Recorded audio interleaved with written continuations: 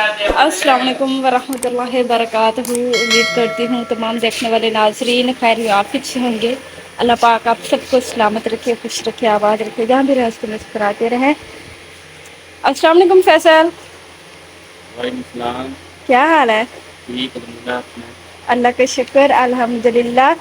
میرے بھائی نے نا حدیث پاک کی کتاب اٹھائی ہوئی تھی. میں نے کہا چلو ہم اپنی معلومات کے لیے جو ہے ایک حدیث پڑھ لیتے ہیں اور اپنے ویورس تک بھی یہ پہنچا دیتے ہیں. فیصل آپ سے ایک پوچھنا تھا کچھ. جی بالکل. آپ ہمیں بتائیں کہ ہمارے پیارے نبی پاک صلی اللہ علیہ وسلم پر وحی کس طرح سے نازل ہوتی تھی, کیا کیفیت ہوتی تھی. آپ نے اگر پڑھا ہے تو آپ ہمیں بتائیں یا پھر دیکھ کے پڑھ کے ہمیں بتائیں.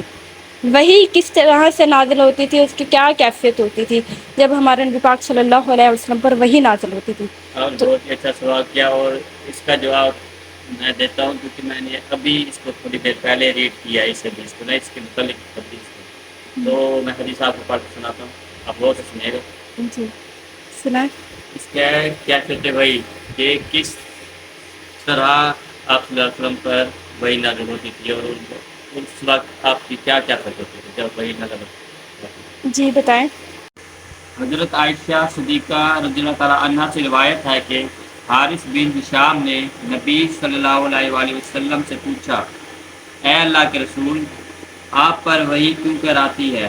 نبی صلی اللہ علیہ وآلہ وسلم نے ارشاد فرمایا, کبھی تو گھنٹے کی آواز کی مانند آتی ہے اور وہی مجھ پر زیادہ بھاری ہوتی ہے.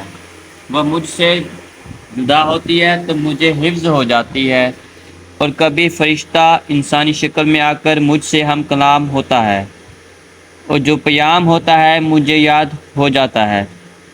حضرت عائشہ رضی اللہ تعالیٰ عنہا فرماتی ہیں, میں نے سخت سردی کے موسم میں آپ پر وحی کو نازل ہوتے دیکھا ہے کہ جس وقت وحی کی کیفیت آپ سے نکم ہوتی تھی تو آپ کی ختم ہوتی تھی. پیشانی مبارک عرق آلود ہو جاتی تھی. سبحان اللہ. یہ تھی کیا کہتے وحی, یعنی جس وقت آپ صلی اللہ علیہ وسلم پر وحی نازل ہوتی اور اس وقت ان کی کیا کیفیت ہوتی تھی. کہ جب ہمارے پیارے نبی پاک صلی اللہ علیہ وسلم پر وحی نازل ہوتی تھی تو یا تو وہ ایک گھنٹے کی مانند ہوتی تھی, یا پھر یہ کہ وہ انسانی شکل میں آ کر ہمارے نبی پاک صلی اللہ علیہ وسلم سے کلام فرماتے تھے. اور جیسے ہی وحی نازل ہوتی تھی اور وہ ختم ہوتی تھی, ویسے ہی ہمارے نبی پاک صلی اللہ علیہ وسلم کو وہ وحی یاد ہو جاتی تھی, حفظ ہو جاتی تھی. اور اس طرح سے اللہ پاک کا جو فرمان ہے, اللہ پاک کے جو احکام ہیں, وہ ہمارے پیارے نبی پاک صلی اللہ علیہ وسلم کے ذریعے, وحی کے ذریعے ہم تک پہنچے ہیں. بے شک. چلیں جی, آج کا ولاگ ابھی ہم ایڈ کرتے ہیں.